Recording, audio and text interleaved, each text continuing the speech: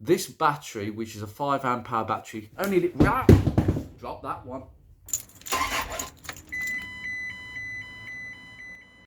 And yes, as you can judge, we have finally got to the most expensive tool in the tools that I use videos. Welcome to another tool review. Well, more of a talk really about the tools that I actually use and whether they are worth it or not. And the tool that I'm going to talk about now, which is down here, you've seen it plenty of times on camera. It is one of the most expensive impact guns you can buy. In fact, it's the second most expensive at the time that I bought it, and I believe this model is still out today. The only most expensive gun apart from this is Snap-on. And when it comes to impact guns, I do believe that having the best one is potentially going to save you hundreds and hundreds of pounds. And there is a very good reason why I bought this Milwaukee Impact gun. Now, this, for argument's sake, is a Milwaukee M18 Impact gun. Okay, it is an M18. Oh, the model numbers are quite big actually, but it's a 1FHIWF12. Now, the truth is, if you type in M18 half inch, this is the one that you're going to buy or you're going to see as such. It is an extremely powerful impact gun. It can go up to about 1800 Newton meters, something crazy. It has 4 different settings which you can actually alter at the click of a button. It has got a Wi-Fi setting. There is an app you can get on your phone where you can actually set the Newton meters on your phone, and it links to this and it limits the Newton meter, and it stops basically when it hits that. Basically, you're talking it up. So for instance, the complaint with impact guns is that you can't torque things up accurately. You can't torque wheel nuts accurately. So what if you want to torque your wheel nuts up to about 110 Newton meters and then stop, exactly like a torque wrench?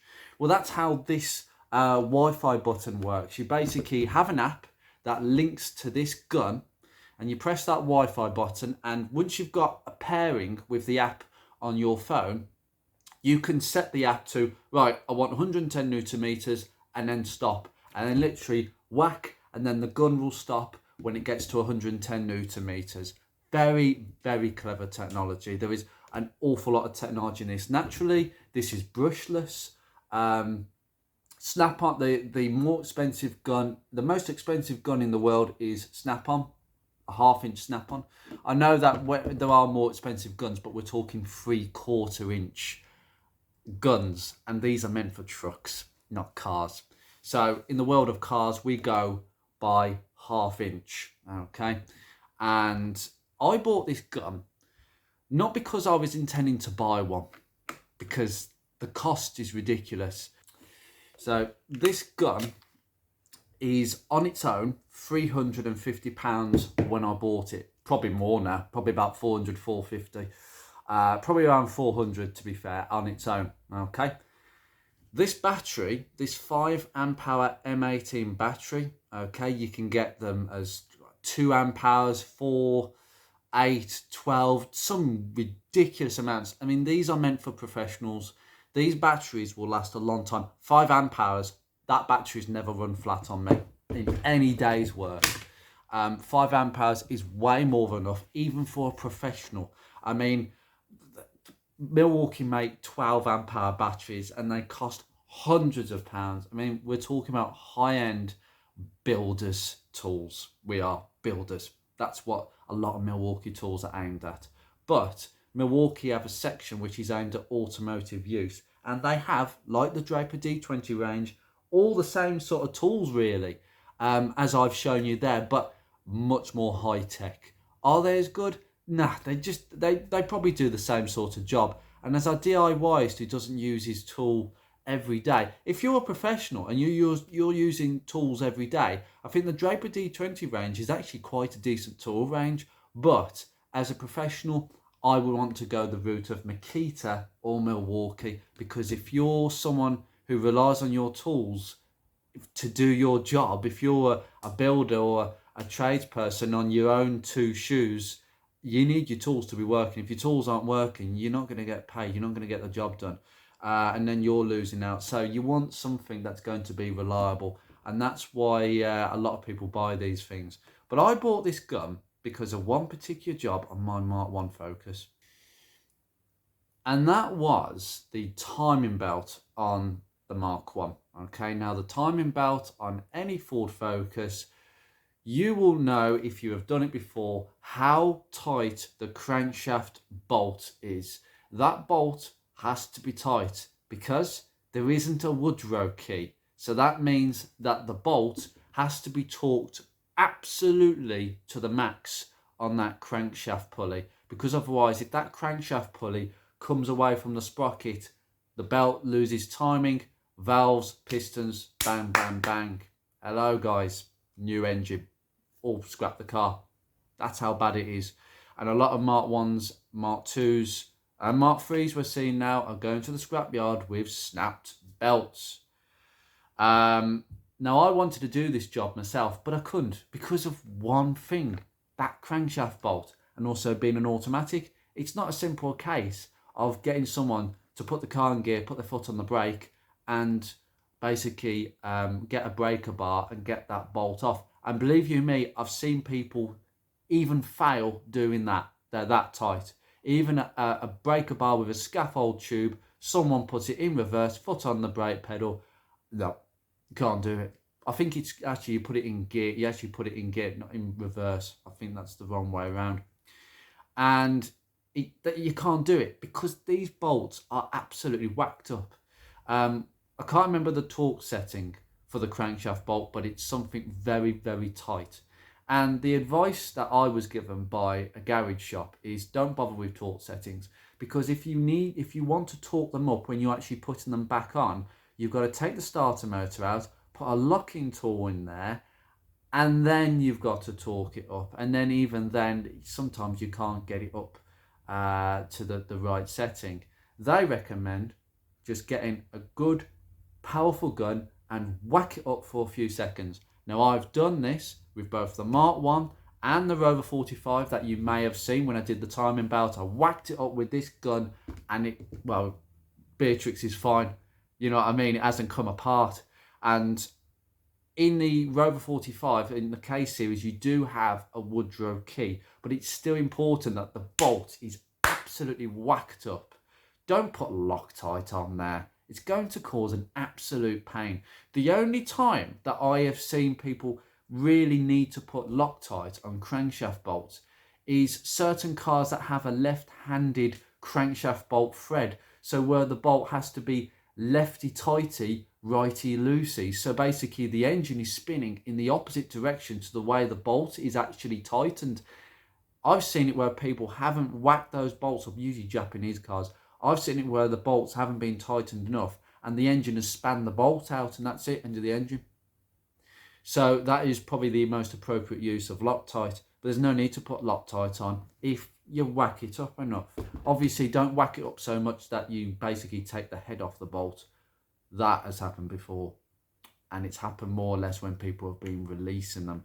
That is the only thing I worry about impact guns. If you use it on the maximum setting straight away, there is a chance that the bolt head could snap, even though they're big bolts, these crankshaft bolts.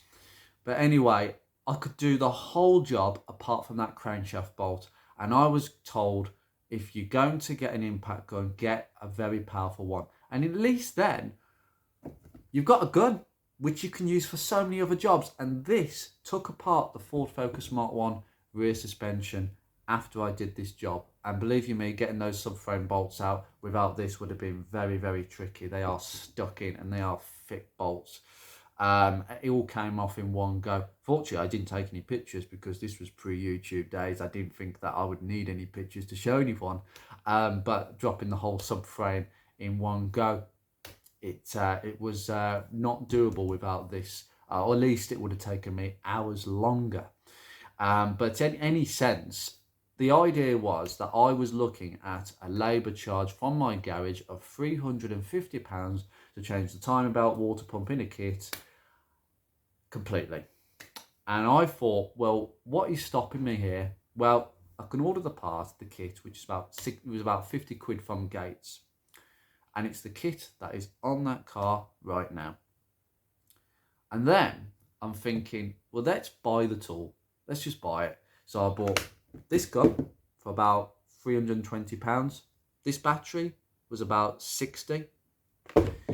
And I didn't actually get a genuine Milwaukee charger. I bought this in a kit. And I bought this charger. This. And this is a Chinese one. It's not a genuine one. It's just a cheap generic Chinese one. And that's absolutely fine. I mean, the cheap ones are probably not particularly great for the batteries in the long term, but I don't think I've not had to recharge this battery many times at all. And I bought it all in for about £400, I would say. So I'm £450 in the tool and the kit. So the whole job, and I did it successfully. Literally whack in, bang, straight out. And this is powerful. I had to put it on the 3rd setting. It wasn't even on the top setting. So I think it was on the 1400 Newton meter setting. That's how much torque is needed to get them bolts out. So if you can't do it with a breaker bar, that's the reason. And a lot of garages actually torque them up to the max as well. So getting them out is even more difficult. And they'll just do it this way. Garages don't faff around with starter motors and locking things up. They just whack. And remember, in the manual it says to lock the cams. But the truth is, the only guns that you could get when this car was around 25 years ago, when the Haynes manual was written, is air guns. Now, air guns are nowhere near as powerful as some of these cordless ones now. Air is not as necessary as it used to be, and a lot of garages have moved to these. Although I dare say, with the availability of lithium-ion batteries in 15 years' time, these might not be around. So we might be going back to air tools in the future. You never know. This cordless battery tool thing may only be a thing in, this 20 years or so. But anyway, that was all the age, and that is why you had to lock things, because most people wouldn't have access to an air gun. So naturally, that's why it's in the Haynes manual, and it's not, you don't do it this way, but now we do it this way. And it came off straight away, and I whacked it straight back on in the same manner. Great, and that car's ran fine ever since. And I can do timing belt changes, no problem. And I've done it on the Rover as well, using this gun. And this gun has practically saved me hundreds. And the fact that this cost £400 all in as a kit, it saved me way more than £400. So if you are willing to spend this sort of money, if you want to do your own work and you want to save on garage labour, suspension parts and bolts that you never get out, even with a breaker bar, think about impact guns. These are not always appropriate though. You need to use them appropriately. But these are jobs that you need to use these guns on. And it's paid for itself. So this is my best tool. And the fact is, if any of you watch Matt Richardson, Furious Driving, okay, he has a heat induction tool. What a wicked tool that is. And that's from Draper as well. And it is a £500-600 tool. Can't justify it. That's a lot of money for a very technical tool inside. And I mean, his tool is still working. He's not used it a lot, but I'd argue that getting one of these is better. I think these will get you out of trouble more than a heat induction gun. I think a blowtorch in some respects is good, but obviously you can't use them near hoses and flammable liquids, which is why heat induction is a way of the future. I may look to get a cheaper kit, but I don't think I need one because this gun does everything. So I argue you don't need anything like heat induction tools if you buy one of these. And buying one of these is cheaper and it's more versatile, and you'll be using this a lot. My 1/2-inch Draper one that I showed you in the previous tool review episode, that small one I only use for small jobs. This tends to be the big boy that I use more or less. And why not? Spent a lot of money on this. So that's my logic. If you've got £400, one of these, it will save you £400 at least within the first 12 months. And it will say, I think it saved me thousands, this tool. I can't overstate that. Now, the other tool that I got really, now I really bought this as a standalone tool with one battery.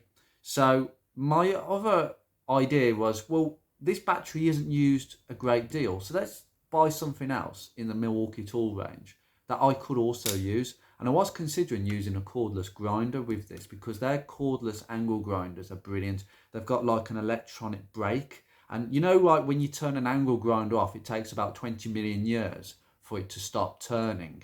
Well, the electronic brake on the Milwaukee versions, it literally stops within a few seconds, a lot more safer. And I hate grinders. I just feel that I'm going to cut my finger off one of these days and have an accident because the cheap ones are horrible. My mains one up there, I hate using it. So I'm definitely going to get something, probably on the Draper D20 range though, because as I say, the Milwaukee ones, the M18 grinders are about 120 quid, whereas the Draper D20 is about 65 quid. But I reckon there's enough technology in that, and they're not as powerful, which is good. I think there's enough in that for me to think that's the one I'd go for.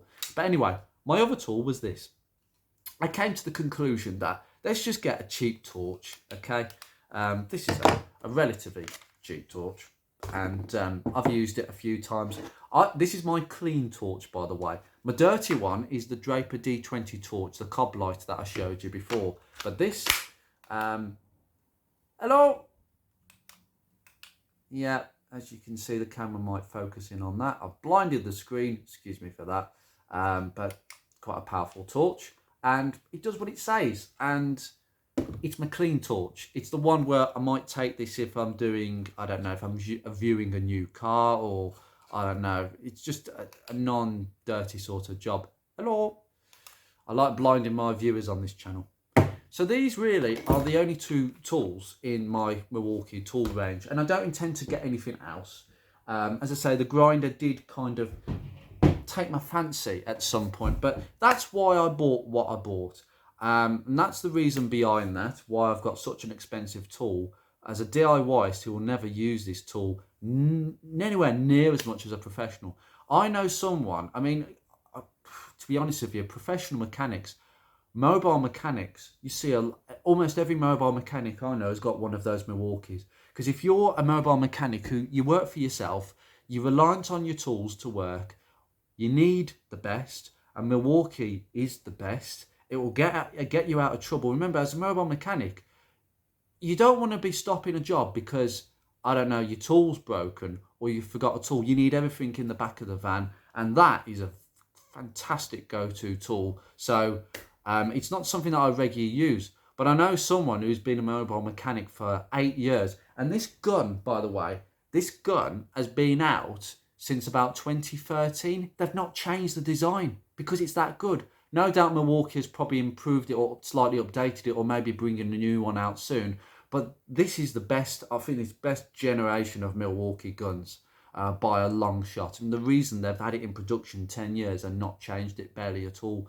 And it's because my friend, who's a mobile mechanic, has had it since day one, 9 years ago. He's on his third battery. You would have imagined that anyway, because the batteries get a lot of use. He's on his third battery, but the tool's the same. The gun's the same, and the gun works perfectly.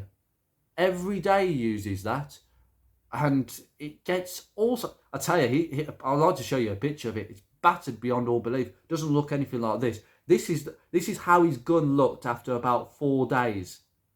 I consider it to be slightly a bit more battered than what it was. And yeah, it's unrecognisable, put it that way. It's all covered in brown and shit. So yeah, that's a testament to how reliable they are. So if you are in the market for a heavy duty Milwaukee gun, if you've got the Milwaukee batteries, if you're a professional, if you're a tradesperson and you've got Milwaukee batteries because you've got a Milwaukee drill, you're an electrician, builder, whatever, but you don't have an impact gun, but you want to do some car DIY, well, what are you waiting for? If you've got the battery, you're laughing. That's like at least a quarter of the cost of all this. The gun alone is 320, but if you've got the batteries, you're laughing. Anyway, take care, guys. I will see you very soon.